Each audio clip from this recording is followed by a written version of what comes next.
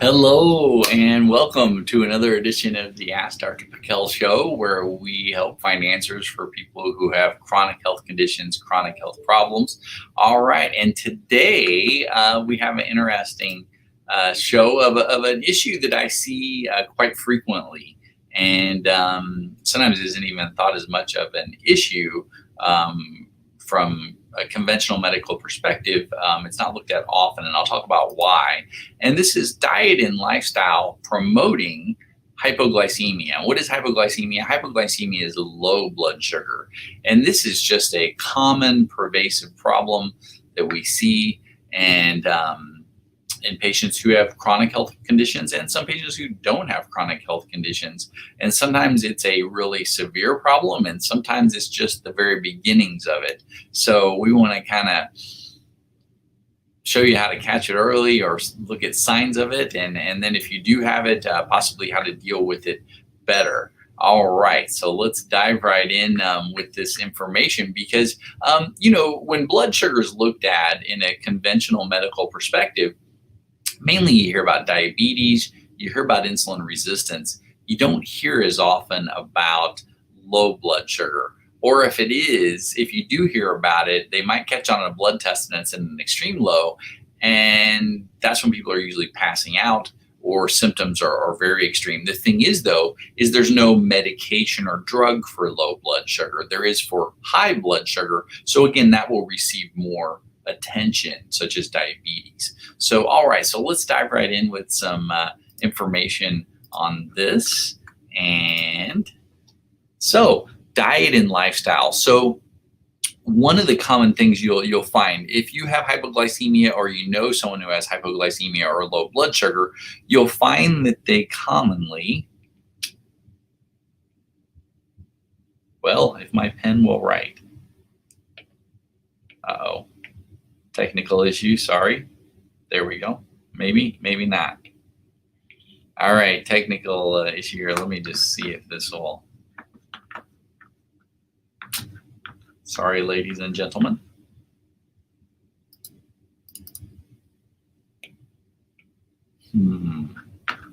All right, well, the pad's not working, so we're just going to talk about this. All right, the common thing that we'll see is missing meals. Missing meals, skipping meals, not a good thing, not good at all. In fact, let's go ahead and just remove this since we can't use the pad. All right, skipping, missing meals. Let me click one more thing here.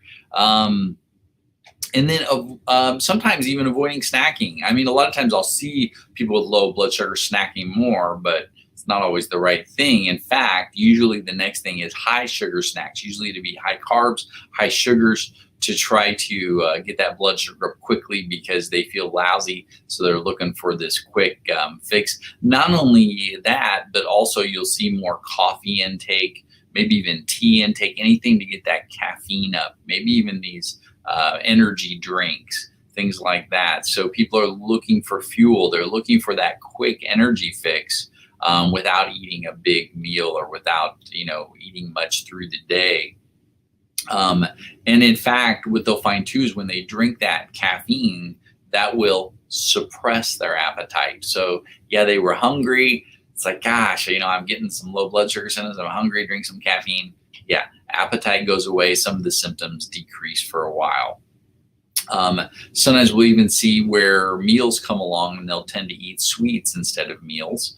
And also you'll find long gaps. So let's say dinner rolls around, and a lot of times I'll find hypoglycemics will tend to skip breakfast, skip lunch. They'll tend to just eat dinner, but then when dinner gets there, if it's too late, let's say it's after 6 o'clock, they'll say, gosh, I don't want to eat too late. That might affect my sleep or my weight or something like that. So they'll tend to not eat again sometimes. And then we'll have this long gap also between dinner all the way till breakfast the next day, just really long periods, which will start to affect their sleep-wake cycle because their blood sugar is going to drop low while they're sleeping. All right. Also, we're going to see usually a lack of protein and fiber in the diet. Also, I'll find that many hypoglycemics also like to exercise, which is great to a degree. But the thing is they'll start to run on adrenaline and they'll tend to overtrain. And again, you have to have protein to build muscle. You have to have fuel, and you've got to replenish glucose for exercise. So, and this can start to cause problems as time goes by too. So many of these lifestyle and dietary factors can really come into play even early in life. A lot of times I'll see this start in the teenage years, high school, college years, and it'll just kind of increase or worsen and then turn into other symptoms. In fact, if we start to look at symptoms that relate to this, what are the common symptoms that relate into this? Number one will be craving sweets. Even though the sweets may not be eaten, the craving can be there. And the other one can be irritable if meals are missed. What do they call that? Hangry. Some people feel hungry or hangry. And then also depending on coffee or stimulants, even I'll see people doing a lot of these energy drinks, and not good. And then lightheaded if missed meals. So if you go too long between meals, the blood sugar can drop and we'll miss the meals. All right. And also a common finding is eating relieves fatigue. So you eat a meal, hey, I got some energy back momentarily. It depends on what you ate, how much you ate, and how much you absorbed if your gut's inflamed. Also feeling jittery or shaky. We see that often with patients. They'll say, yeah, my hands are shaking. Even when I hold something or I'm using a pencil or I'm holding my phone, my hand will shake. And then also what happens when your blood sugar drops low, especially at the level of the brain, this can start to affect memory. So people say, gosh, my memory isn't as good as it used to be. And then we can get blurred vision, especially when it's transient. If it's just constant blurred vision, you may need glasses. But if your vision changes a lot, where it's like, hey, sometimes it's blurry, sometimes it's not, that's a blood sugar issue typically. And then also we'll see more chronic muscle tightness, especially in the neck, the upper back, the shoulders.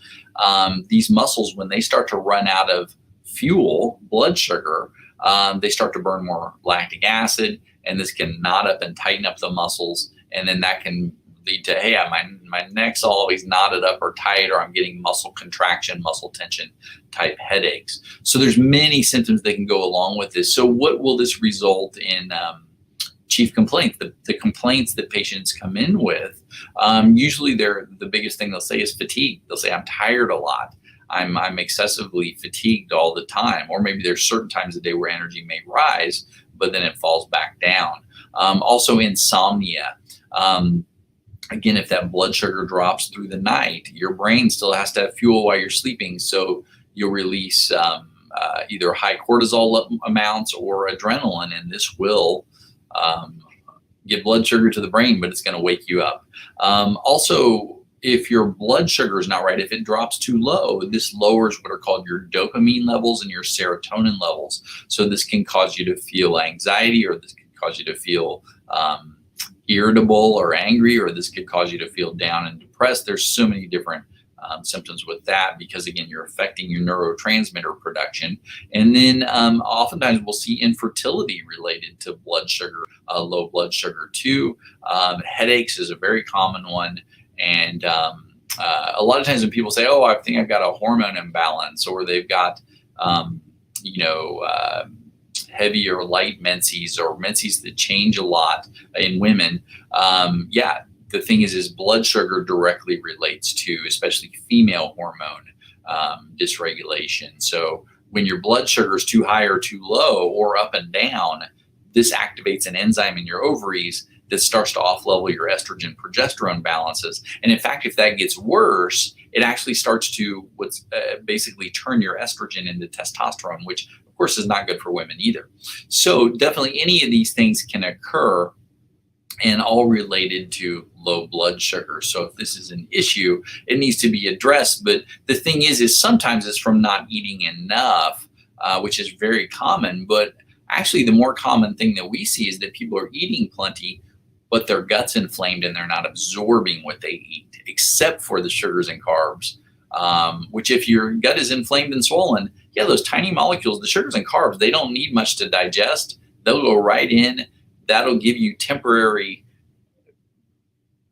raises in blood sugar, but it's quick, it's gone, and then you're back to square one. You won't be absorbing as well the proteins, the fatty acids, the minerals. So you could eat this great meal thinking, gosh, I'm eating so good, but it could end up in the toilet and you just absorb the kindling. So, all right. Well, I hope that gave everybody some great information. I'm having some technical issues here today. All right. So, have a wonderful day, and I hope everybody enjoyed this message.